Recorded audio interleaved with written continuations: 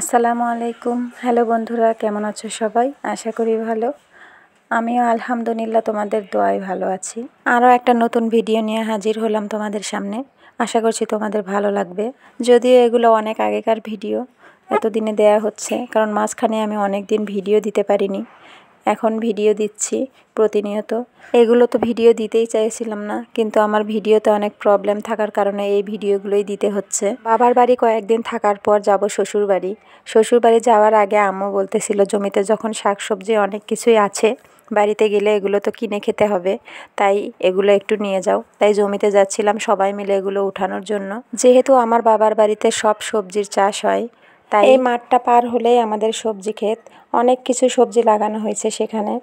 আর গ্রামে গেলে এসব টাটকা শাকসবজি যখন জমিতে লাগানো দেখা হয়, তখন আসলে মনটা খুব ভরে যায়। আর এই পুরো মাঠটা জুড়ে এখন ধান লাগানোর সময়, তাই মাঠটা এখন ফাঁকা পড়ে আছে। এখানে সামান্য পরিমাণ পানি ছিল, বন্যার পানি, সেগুলো এখন শুকিয়ে গেছে। পানি শুকিয়ে যাওয়ার পর কিছু কিছু জমিতে সরিষা লাগানো হয়েছে, আর কিছু কিছু জমি এমনিই পড়েছিল, এগুলোতে এখন ধান লাগানো হবে। আর আমাদের জমিটা যেহেতু একটু উঁচু ছিল, সেহেতু আব্বু এগুলোতে সবজির চাষ করেছিল। অনেক কিছু লাগানো হয়েছিল সেখানে। এটা অনেক বড় জমি ছিল, আর জমিতে মাত্র সবজিগুলো বড় হচ্ছিল আর অনেকটা কচি ছিল। ছোট ছোট সবজিগুলো টাটকা টাটকা দেখতে ভালো লাগতেছিল। এখানে দুই ধরনের মূলা চাষ করা হয়েছিল। একটা হচ্ছে অনেকটা বড় হবে, সেটা মিষ্টি মিষ্টি, কোনো ঝাল থাকবে না। আর একটা ছোট ঝাল ঝাল মূলা। দুই ধরনের মূলা লাগানো হয়েছিল। আর এখানে পালং শাক ছিল, ধনিয়া পাতা ছিল, লাল শাক ছিল, সরিষা শাক ছিল। সব মিলে অনেক সুন্দর ছিল, কিন্তু রোদের সময় দেখে খুব বেশি ভালো ভিডিওতে দেখা যাচ্ছিল না। আম্মু তো বলতেছিল যতটা খুশি উঠায় নাও, কিন্তু তোলার সময় তো তুলতেই মন চায়, কিন্তু নিয়ে যাওয়ার সময়ে খুব কষ্ট হয়। যেহেতু আমরা বাইকে যাওয়া আসা করি, একটা কাপড়ের ব্যাগ থাকে, তার সাথে একটা আবার বাজারের ব্যাগ ঝুলানো হয়, মোটে অনেকটা রিস্ক হয়ে যায়। এই জন্য আম্মুকে বললাম টাটকা টাটকা সুন্দর দেখে অল্প করে তুলে দেন। কিন্তু আমার মায়ের কথা কি আর বলবো, তুলতে তুলতে এতগুলো তুলে ফেলছিল যে সেগুলো নিয়ে যাইতেই খুব কষ্ট হয়েছিল।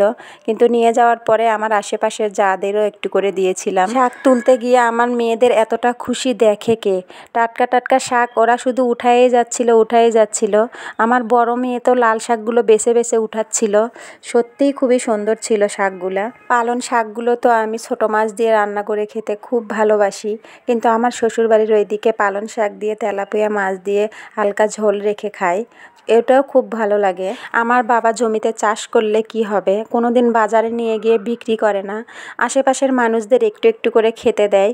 অনেক খুশি হয় তারা, কারণ আব্বু বলে শাক বিক্রি করে আর কয় টাকা হবে, আশেপাশের মানুষদের টাটকা শাক দাও, ওরাও খেতে অনেক ভালোবাসবে। আর ওইটা আমার খালাতো বোন ছিল ছোট, ও অনেকটা তুলতেছিল। ছোট মানুষের ছোট ছোট হাত দিয়ে আর শখ করে করে শাক তুলতেছিল। শুধু শাক দেওয়ার ব্যাপারটাই নয়, গ্রামের মানুষেরা ওই কারণেই আমার আব্বুকে অনেকটা ভালোবাসে। আব্বু সব ক্ষেত্রেই এরকম, কিছু যদি জমিতে লাগায় সেটা আশেপাশের মানুষকে না দিয়ে কখনোই খাবে না। কথাই আছে সম্মান দিলে সম্মান পাওয়া যায়, সেহেতু এরকম আব্বুর মতোই। আব্বু সবাইকে খুব ভালোবাসে, এই জন্য আশেপাশের লোকজনও আব্বুকে খুব ভালোবাসে। আম্মু, আমি, আমার খালাতো বোন, আমার বড় মেয়ে একটু একটু করে কয়েকজন মিলে তুলতে তুলতে অনেকগুলো শাক ওঠানো হয়ে গেছিল। যেহেতু ওটা সরিষার শুরুতেই ছিল, মাত্র কিছু কিছু গাছে সরিষা ফুল ফুটেছিল। আমার মেয়ে তো দেখে অনেক খুশি, ও সরিষা ফুল উঠাবে, তাই আমি কয়েকটা সরিষা ফুল উঠায়ে ওর কানে দিয়ে দিয়েছিলাম। অনেকটা ভালো লাগতেছিল ওকে, আর সরিষা ফুল দেখেই ওর ভালো লাগতেছিল, কারণ ফার্স্ট টাইম ও সরিষা ফুল আমার বাবার বাড়িতেই দেখেছিল। কিন্তু পরে আবার দাদি বাড়িতে গিয়ে সেখানেও ভিডিও করা হয়েছিল, কিন্তু তার আগে প্রথমবার ও সরিষা ফুল আমার বাবার বাড়িতেই দেখেছিল। সেজন্য ও অনেকটা খুশি, তাই ওর কানে দিতে বলল। আব্বু কিছু জমিতে আলু লাগাইছিল, আলুগুলোও খুব সুন্দর হয়েছিল। আর আমাদের গ্রামে তো আলুর শাকও খায়, আলুর শাকও খেতে খুব ভালো লাগে। জানি না তোমরা আলুর শাক খেতে ভালোবাসো কি না। আলুর শাক বলতে আলুর গাছ যেটা, আমাদের এলাকায় তো সেটা মাছ দিয়েও রান্না করে খাওয়া হয়। শাক তোলা শেষ করে আমরা বাড়ির দিকে চলে গেছিলাম। বাড়ি থেকে আবার ওগুলো ব্যাগ গুছায় নিয়ে শ্বশুর বাড়ির দিকে রওনা দিয়েছিলাম। এর মধ্যে আর ভিডিও করা হয়নি, কারণ যেতে যেতে আমাদের অনেকটা দেরি হয়ে গেছিলো, সন্ধ্যা হয়ে গেছিলো। আর এটা সত্যি কথা, বাবার বাড়ি থেকে সব মেয়েদেরই শ্বশুর বাড়ি যেতে সন্ধ্যা লাগবেই, যতই সে তাড়াহুড়া করুক না কেন। কারণ যতদিন হলে আমার বিয়ে হয়েছে আমি কোনো দিন সকাল সকাল আমার শ্বশুর বাড়ি গিয়ে পৌঁছতে পারিনি, প্রত্যেকবার রাত হয়েছে। আমি মনে করি এটা শুধু আমার ক্ষেত্রেই না, সব মেয়েদের ক্ষেত্রে এরকমই হয়। বাবার বাড়ি থেকে যেতে মন চায় না, যাব করতে করতে সকাল গড়িয়ে বিকেল হয়ে যায়, তারপরেও যাওয়া হয় না। এইটাই সবার ক্ষেত্রেই হয়, শুধু আমার ক্ষেত্রে না। তো সন্ধ্যার একটু আগে শ্বশুর বাড়িতে পৌঁছে দেখি আমার শাশুড়ি এবার বাড়ির সামনে অনেকটা পরিষ্কার করছে, কারণ এইখানে অনেকটা জঙ্গলের মতো হয়ে থাকে। এবার লোক নিয়ে আমার শাশুড়ি এই আগাছাগুলো পরিষ্কার করে দিয়েছে, আর অনেক সুন্দর গাছ লাগাইছে। মরিচ গাছ, সুপারি গাছ, আতা গাছ, আম গাছ, অনেক সুন্দর সুন্দর গাছ লাগাইছে। দেখেও অনেকটা ভালো লাগতেছে। যেহেতু আমার শাশুড়ি একাই থাকে বাড়িতে, বয়স্ক মানুষ, যেটুকু করে এটাই অনেক। এটাই আমাদের জন্য অনেক কিছু। তিনি না থাকলে তো আমার পুরো বাড়ি অন্ধকার হয়ে থাকতো। দোয়া করি আল্লাহ তার হায়াত দারাজ করুন। যেহেতু আমার ভাসুরও বাড়িতে থাকে না, উনিও বাচ্চাদের পড়াশোনার জন্য বাইরে থাকে। আর আমার শাশুড়িও শহরে আসলে বেশি দিন থাকতে পারে না, বেশ কিছুদিন থেকে তারপরে চলে যায়। আর আমার ভাসুর তো আমাদের সাথে থাকে না, আলাদা করে বাড়ি করছেন উনি। আর এই দুইটা বাড়ি আমার শাশুড়ি দেখাশোনা করে। এইটাই আমাদের কাছে অনেক কিছু। যেহেতু আমার একা বাড়িতে থাকতে হয়, গেলে পরে আমাদের সব কিছু কেনা, এই জন্যই আমার মা চেষ্টা করে আমাদের বাড়ি থেকেই কিছু জিনিস দেওয়ার, এসেই যেন রান্না করে খেতে পারি। অনেকগুলো ভাসুর দেবর থাকলে আমার খুব ভালো লাগে। কেউ না কেউ বাড়িতে থাকলে একটু রান্না বান্না করে রাখলে খুব ভালো লাগে। আর যেই যখন আবার কাজের মধ্যে পড়তে হয় তখন খুব কষ্ট হয় নিজেরই সব করে খাওয়া। আমার শাশুড়ি অসুস্থ মানুষ, তারপরেও কিছুটা করে রাখেন উনি। আমাদের যেতে যেতে সন্ধ্যা হয়ে গেছিলো। সব কিছু আমার বাবার বাড়ি থেকে নিয়ে গিয়েছিলাম, আর আমরা শাশুড়ি বৌমা মিলে এগুলো গোছানো শুরু করেছিলাম। পেঁয়াজ থেকে শুরু করে সবজি, আলু, বেগুন, যা কিছু লাগে, শাকসবজি সব কিছুই তো উঠাইলাম জমি থেকে। আর আমাদের বাড়ি থেকেও অনেক কিছুই নিয়ে আসা হয়েছিল, সেগুলো গুছাইয়ে রাখতেছিলাম আমরা দুইজন মিলে। আর এটা গোছানোর পরে আমার শাশুড়ি রান্না করে রেখেছিল, রাতের বেলা আমরা সেটাই খেয়েছিলাম। আর এটা সকালবেলার ভিডিও, আমি মাছ দিয়ে ফুলকপি, আলু, পেঁয়াজের কালি দিয়ে রান্না করেছিলাম সকালবেলা। এগুলো সব বাড়ি থেকে নিয়ে আসা টাটকা সবজি, সেগুলোই রান্না করেছিলাম। তারপরে শাক ভাজি করেছিলাম, আলু ভর্তা দিয়েছিলাম, সকালবেলা রাইস কুকারে ভাত দিয়েছিলাম। রান্নাবান্না সব কিছুই করা হচ্ছিল।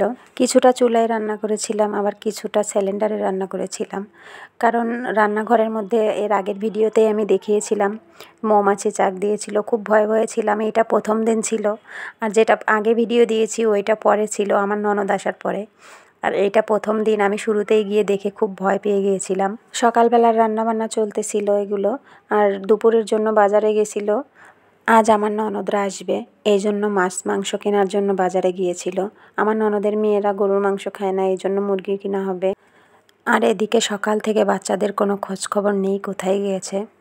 বাড়িতে আসলে ওদের খোঁজই পাওয়া যায় না, ওরা কোথায় থাকে কি করে। ডেকে ডেকে নিয়ে এসে ওদেরকে খাওয়াইতে হয়। আর বাচ্চাদের কথা কি বলবো, আমি নিজেই তো বাসায় থাকি না। যেটুকু সময় কাজের সময়টা, এইটুকু সময় কাজ করি শুধু। তারপরে এই বাড়ি ও বাড়ি, এর সাথে ওর সাথে গল্প করতে করতে কখন সময় পার হয়ে যায় নিজেই বুঝতে পারি না। কম দিনের ছুটিতে গেলে আসার সময় মনটা খুব খারাপ হয়ে যায়, যে ভালোভাবে থাকাই হলো না বাড়িতে, খুব কষ্ট হয়। আর এদিকে রান্নাবান্না প্রায় শেষের মধ্যে।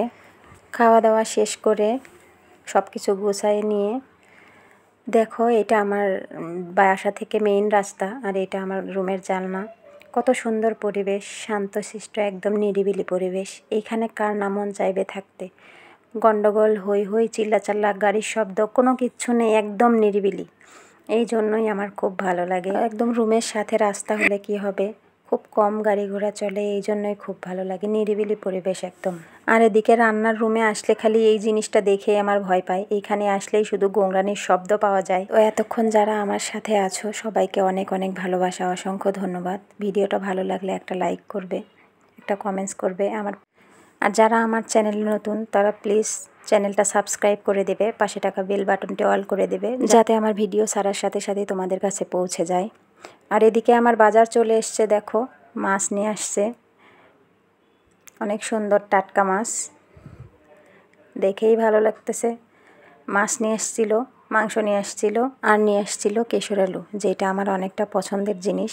সেটা ফার্স্ট টাইম ওইখানে গিয়েই খাইছিলাম। ফার্স্ট টাইম মানে জীবনের ফার্স্ট টাইম না, মানে শুরু হওয়ার ফার্স্ট টাইম আর কি, প্রথম নাম ছিল সেটা, দেশে গিয়েই খাইছিলাম কেশর আলু।